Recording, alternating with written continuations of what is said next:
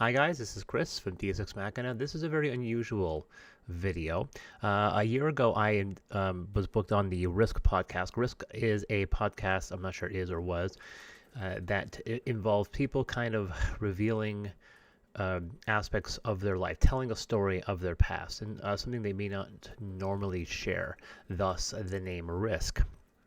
I had one, and I had a friend at Risk, so I told him the story, and they wanted to record it, so we did. For a variety of reasons, financial on Risk's side, and from other issues that popped up on their side, they decided to not air it, and so unfortunately I did not get paid for it. They did give me the audio files, which I then slapped together, and I'm going to play it for you here. Trigger warning, it does involve the death of a loved one, but before I hit play, I also want you to know it's okay to laugh, which I know is a strange thing to say given the previous statement, but I do tell the story in such a way where it comes to a point where you just can't help but find the humor in the situation. I'm not going to go anywhere. I'm going to stay on screen, so at least I have something to put on the screen of this YouTube video, so it's not just a black screen. So with that, let's listen to The Week of Hell. So it's the mid-90s. I just got into college, just got my first car, and I just lost about 120 pounds. Now, that's not a metaphor for like someone. I literally lost 120 pounds. Now, you would think that I'd take that as a victory, but at the time I was just fucking miserable. The car, by the way, was an 89 Ford Probe GL, which was the demon love child between a Mazda 626 and a Manatee. Someone looked at a Pontiac Sunbird and said, "You know what this car needs? No back seat and less horsepower." It had every single 80s trend you all fucking hate today: LED dashboard, pop-up headlights, and the best of all, automatic seatbelts. You know the ones that would they come up and they lock behind you? Mm-hmm. Yeah, this thing had 110 horsepower. It had problem going over painted lines. Yeah. And complete piece of shit. Everything that could go wrong. Now, talking about the weight, I can blame parents, glands, genetics. I was morbidly obese throughout my early life. Like, not childhood. I was fat as a toddler.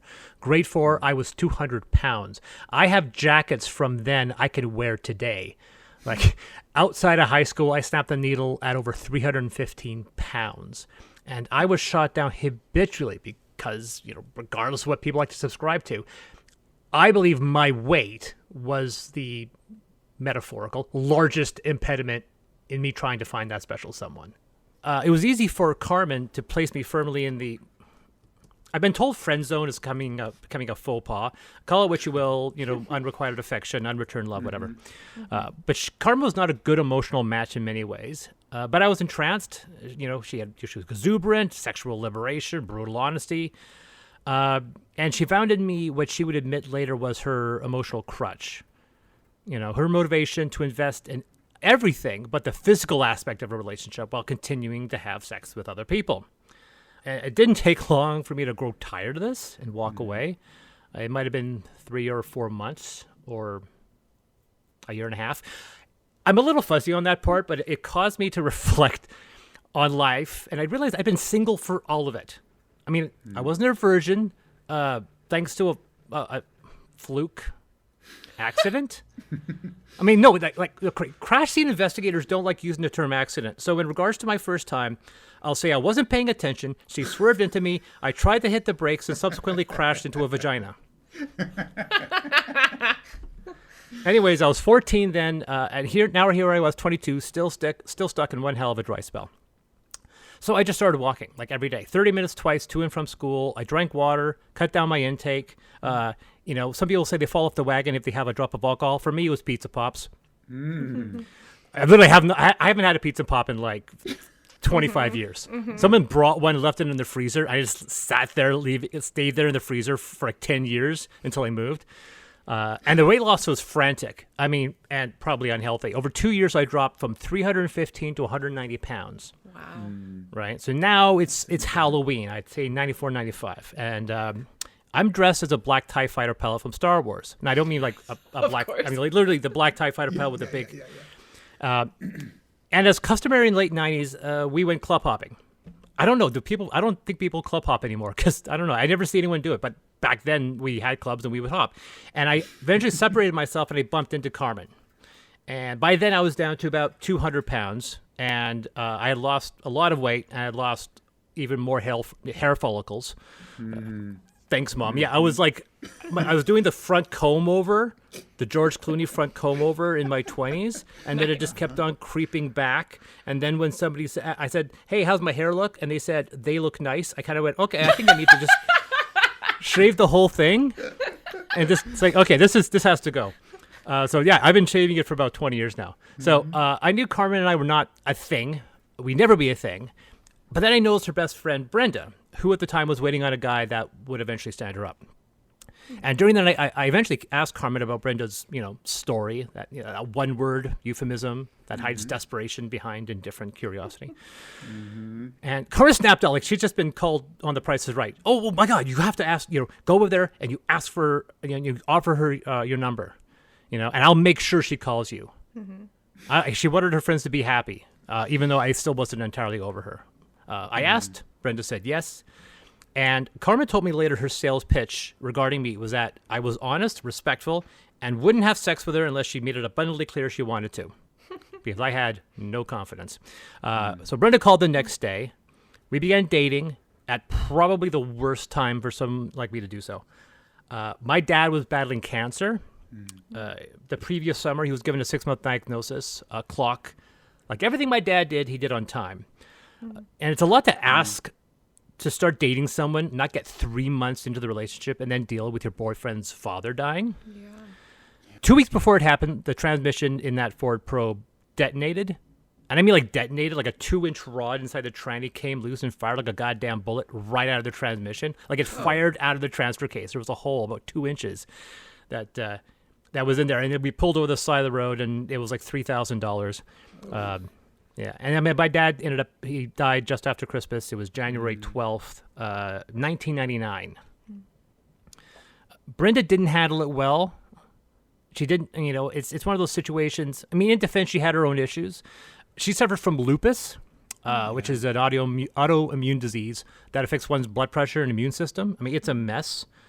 I mean, I didn't care about that. It was something that never really bothered me. I mean, I was 26, she was 24, we're young. But we weren't really a good match. She wanted me to prioritize herself over my mother, which would be normal if we were married, but not 3 months into a relationship when my mother is just widowed. So I ended up breaking it off. The only time I've ever broken it off with anybody, and it was a week before Valentine's Day, which probably wasn't great. I told Brenda I had no luck in relationships and that she'd find someone before me. And that was true. I just wished it wasn't Rick. 2 things happened I wish hadn't. Bryn got a job at the business I worked for, which was the Canadian version of Walmart. It's called the Real Canadian Superstore. It's like, imagine the largest cavity imaginable and then dump Thunderdome in it.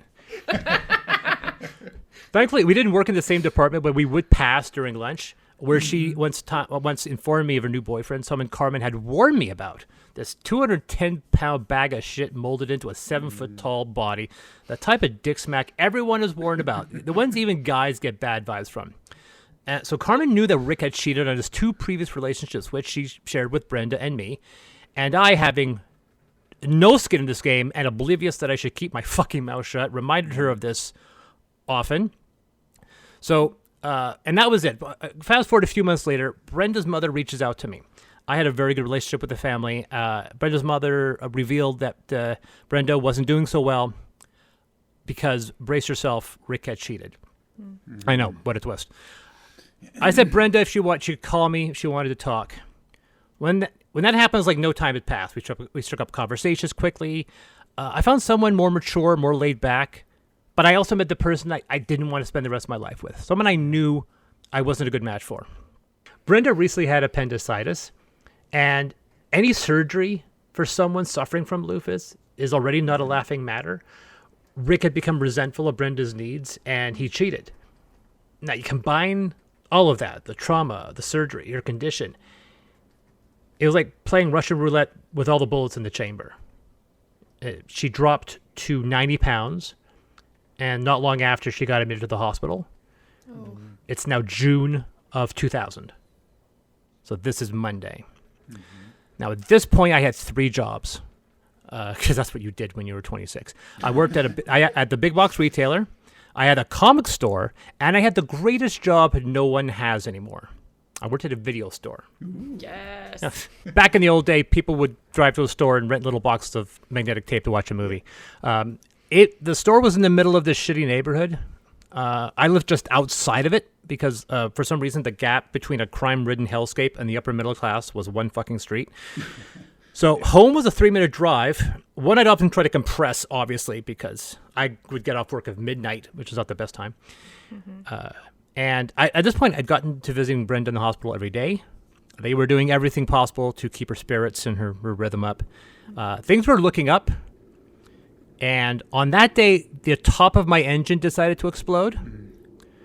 I mean, also the AC didn't work. The throttle body would often get stuck at full acceleration, and the exhaust had fallen out. Oh, my gosh. But that also meant I couldn't race home. I had to walk from then on. I get to the hospital. Brenda and I would talk, plan out dates, whatnot. Rick walked in one time. Now, I'm not a confrontational person, but I was ready for one. Now, Brenda said, Chris, can you leave me alone? I respected her, gave her some time, and I waited outside. Eventually, Rick stepped out to my left, and I remember to this day what he said. Take care of her. So I re-entered. Brenda explained that she had sent Rick away and that she could not forgive him. We talked some more. Brenda tried to pull me in for a kiss. I pulled back, and I held her hand. And I sometimes wonder what would have happened if we did kiss. I said that she needed to get better for herself, not for me or anyone else. We could look at us again when she was out of the hospital. I lied. I could see the life ahead of us, and it wasn't something that I liked. But I was 26, 12 years now, counting from the last time I had sex. I knew it was inevitable. We were probably going to get back together. So now it's Tuesday, following day after Monday, and I have 2 messages on my service. The first was from work, the big box retailer, Real Canadian Superstore, the one where both Brenda and I worked at. And they knew me. They did not know we dated. And they didn't know that we were very, very close. They thought we were just friends. I don't know what possessed them to call or leave this message. Why they thought they were the ones best suited to break this to me. It wasn't like, hey, you probably know, or you need to call Brenda's family. It was, hey, Chris, apparently Brenda passed away last night. Like that. That's how I was told. The second message was from her brother, letting me know that it was true. Brenda had passed away that night. She had contracted pneumonia. And rapidly never recovered. It was then I realized I had to call Carmen. I was hoping her brother told her. She responded like, hey, how you doing? I'm like, shit. And I'm like, I guess you heard, I said, trying to play it off. She's like, what? I was like, Carmen, Brenda passed away last night. And then she broke down. She begged me to come over, which I did. We cried, held each other. Mm-hmm. Then she had to tell her family. Like, this whole thing was a mess. Now, when my father died, which for context was about 18 months prior by this point, I could take 10 days of bereavement leave. They don't allow that for girlfriends. I was carrying 3 jobs and I couldn't take time off. So now it's Wednesday. I'm working the evening at the video store, slow night, closed up at midnight, and then proceeded to walk home. It was warm. Warm enough for a pair of bare-chested teenage boys, probably on their 15th beer, to zero in on me from across the street.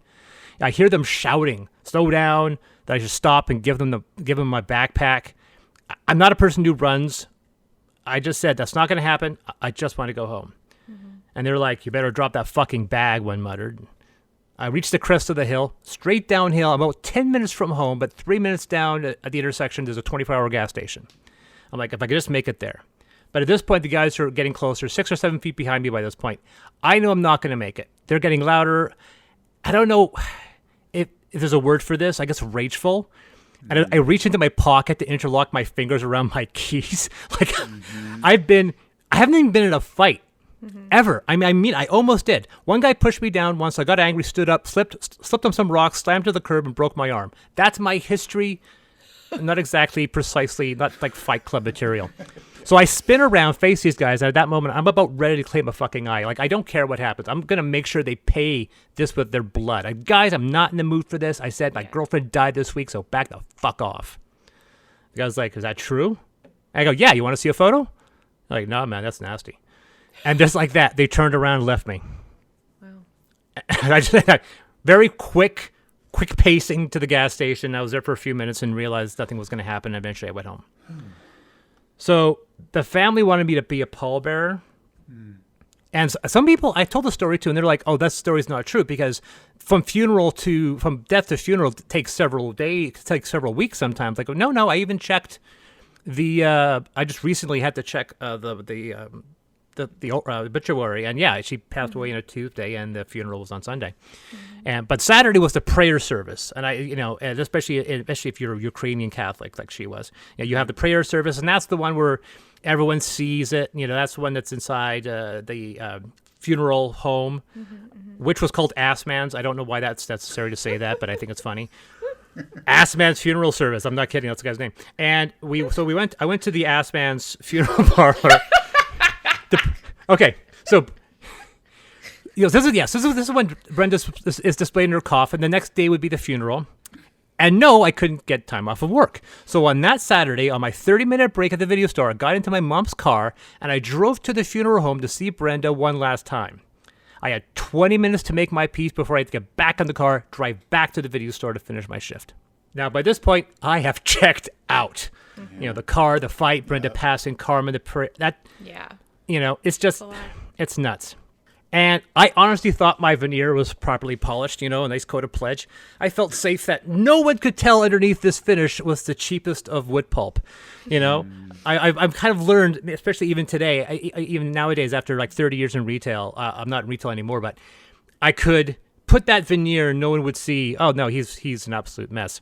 So it's now 11 o'clock. My shift's almost over. I tried my best to maintain self-control. I thought I was doing a pretty good job at it. Nope. So this young couple approached the counter with movies, and she's probably a few years younger than me than I was. I scanned their cassettes, and the woman took one look at me and said, "I'm sorry, but are you okay? You look miserable." Oh. I guess the only person I was fooling with was me. So anyway, I said, "I'm okay. I'm trying my best to get through this shift." And she's like, "No, listen. I'm studying to be a psychologist, so I want to know what's happening." Like literally, I'm studying to be a psychologist, so please, I want to know what's happening. So I told her everything. I said, well, my car exploded. I was accosted by assholes yesterday, and my girlfriend just died. I had to go to the prayer service on my lunch. The boyfriend, in a moment, I'm sure he regretted later, asked, "Are those all connected?" Like, I guess he had this immediate thought that I was some gangster working at a movie gallery as a front, and assassins had planted explosives on my car that took out the wrong target. It's like, no, they're not. No. So they left. I figured that would be it. About 5 minutes later, the girl returned from the 7-Eleven that shared space with the video store. She's like, "Hi, I know this doesn't mean much, but I really wanted to try something." And she handed me this large slushie and a roll of candy hearts. Aww. Now, I don't know if do you know candy hearts? Those are those little heart-shaped candies made out of sugar, cornstarch, and glycerin. Yummy. They taste like chalk and have words inscribed on them, like "Be mine, my love, trust me." So, yeah, I thought it was sweet and opened up the roll while they were there. I removed the first heart and read aloud what was inscribed on it. Alone. What? What? I shit you not. No way. I'm just staring at it. Like, the girl, I say it out loud. I say, "Alone." The girl immediately grabbed the candy from my hands and was like, "What the fuck is this?" She screamed, "This is horrible. I'm so sorry." And for some reason, I just started to laugh. I could only breathe. I laughed at the absurdity of this movie. You couldn't write this in a film without someone calling bullshit. I had been miserable for days, and something just broke this fucking candy saying, "Who the fuck puts that on a candy heart?" I told the girl it was okay. I sent them on their way. I'd stare at this candy for the rest of the shift, and every time I did, I'd start laughing. So Sunday, I was a pallbearer. Rick attended. I don't know why, but I hugged him. I felt we both needed to accept what happened to begin healing. Yeah. When that casket was dropping into the cavity, I said to myself, like, I'm so fucked. Like, I knew this was going to break me for a long time. I mean, I could barely manage a relationship, and now the only girl that ever dated me for longer than a week was 6 feet under, below a plaque 50 feet from my dad's tombstone. Now, it should be noted, I revisited that plaque a week before I got married. Like, it was covered in growth, the stone had cracked, weather had damaged the finish. No one's been to this grave in years. I know that the year after, her mother passed away from lupus as well. And her father and brother, they were still in contact with them, and then they eventually moved. So I don't know if anyone's been to this grave in some time. It's been, here I was standing in front of this grave 2 decades later, and outside of a few short-term relationships, I was single for the majority of it. Nicole and I got together almost exactly to the month, just off by a week, I actually checked, 14 years later. At the reception for the wedding, I gave a speech where I talked about stages of life, about the different versions in me that occupied this flesh sack of mostly water.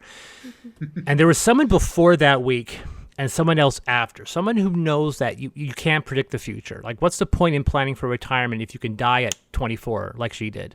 Like fucking Grant Imahara drops dead at 49 from an undiagnosed, intracranial aneurysm. My dad died of cancer. They claimed 2 grandparents. I've already had tumors removed. It's a strange thing knowing what will likely kill you. So, I mean, ultimately, this story doesn't really have of a moral. Like, what I took from this week is probably not the healthiest. I don't make 10-year plans. I barely make 5. I think of like just the next year. I don't own a home. I'm financially irresponsible. I married an accountant, which was probably the best choice in my life, because she's like, God damn, honey. My wife she likes staying home watching Bones for the 15th goddamn time. I want cruises. I want vacations. I like traveling, and she wants to stay still. So I'm trying to encourage her to get out more. I'm a person that lives in the moment. I plan for a few months. I told a friend years later that Brenda's death was probably the best thing that happened to me. I stopped sitting still. I stopped waiting. Like, I will live regardless of whether I do it with someone or not, because you just don't know. And that's the story. There's actually more to it afterward, but we decided to end it there because ultimately that was the punchline of the story. And once you see a punchline of the story, you do summarize and you get out of there pretty quick.